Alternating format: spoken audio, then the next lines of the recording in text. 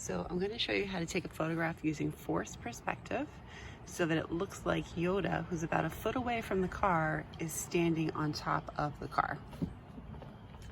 So if you move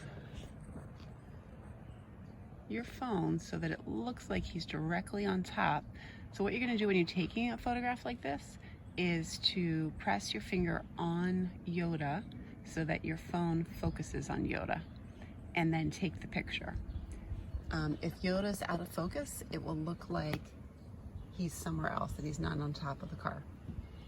So if you are in 3rd grade and up, we've done lessons on space, and you know that things that are in the front of the picture frame are in the foreground. Things that are in the middle of the picture frame are the middle ground, and things that are all the way in the back are the background. So the Volkswagen is in the foreground, Yoda is in the middle ground, and the fence is the background.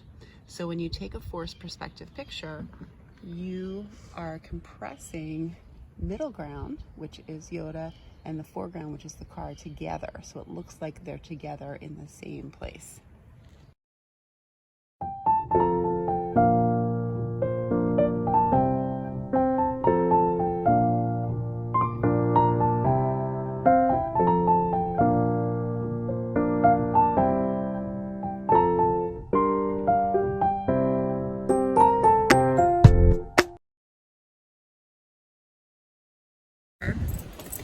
So that it focuses on So it focuses on both things.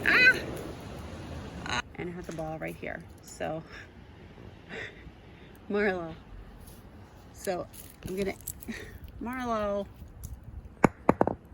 Green pipe coming down, and once again, here's my dog.